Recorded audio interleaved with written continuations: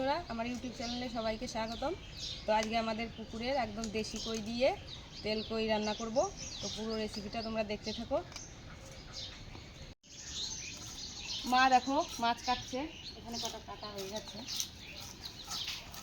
আমাদের বাড়ি সব মাছই মা কেটে দেয় আর আমি রান্না করি।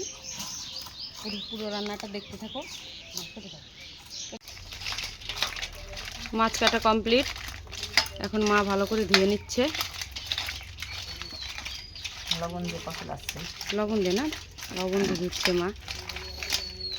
এখানে লবণ, হলুদ, একটু তেল দিয়ে মাছগুলো ভালো করে মেখে নিচ্ছি। আর এই উনুনে কড়াই দিয়ে দিয়েছি, কড়াইও পুরো গরম হয়ে গেছে একদম, দেখতেই পাচ্ছ। দূর থেকে করো।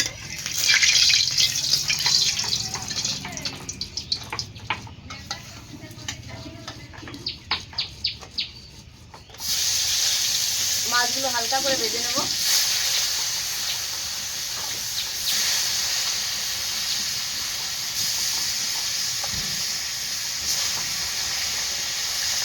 দিদি দেখো হাতে আমাকে বেটে দিচ্ছে। হাতের মশলা তোমরা তো জানোই টেস্টি হয় খেতে।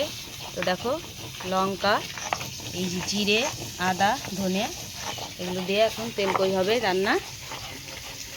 ভাজা কিন্তু হয়ে গেছে আমার, হালকা হালকা করে ভেজে উঠিয়ে নেব।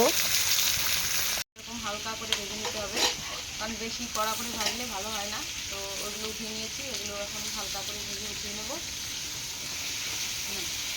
বলছি মাছ হয়ে গেছে ভাজা, উঠিয়ে নেব।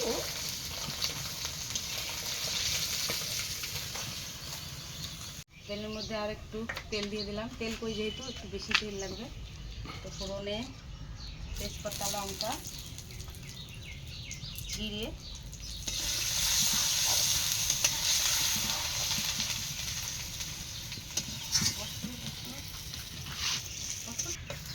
তো এবার আদা, ধনিয়া, জিরে, শুকনো লঙ্কা সব একসঙ্গে দিয়ে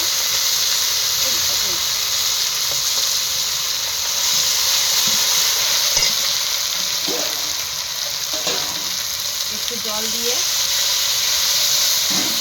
মশলাটা ভেজে নেব। মশলা আমার ভাজা হয়ে গেছে, এখন জল দিয়ে দেবো।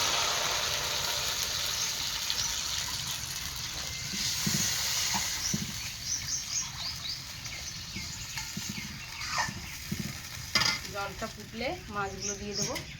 একটু জাল হোক। জলে দিয়ে দিলাম পরিমাণ মতন লবণ আর হলুদ।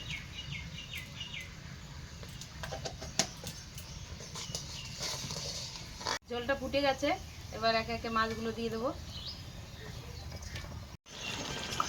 আমার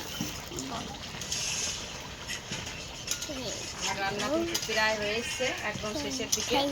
দেখো ধনে, জিরে, আদা একটু কাঁচা রেখে দিয়েছিলাম, দেখো সামান্য। এখন দিয়ে দেবো একদম নামানোর আগের মুহূর্তে।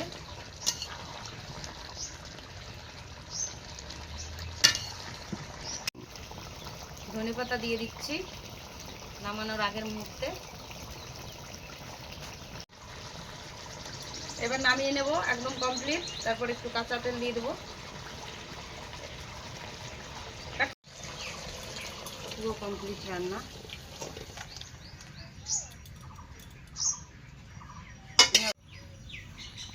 পুরো কমপ্লিট, ফাইনাল লুক এই যে আমার তেল কইয়ের। তো এইভাবে রান্না করে খেয়ে দেখবে, সেই টেস্টি হয় খেতে। তো এইভাবে আমি যেভাবে রান্না করলাম তোমরা একদিন খেয়ে দেখো। প্রতিদেব খেতে বসে গেছে, কে এখন অফিস যাবে, ওই জন্য আগে খেতে বসেছে, আমরা পরে খাবো। তো কেমন হয়েছে বলো? ভালো হয়েছে।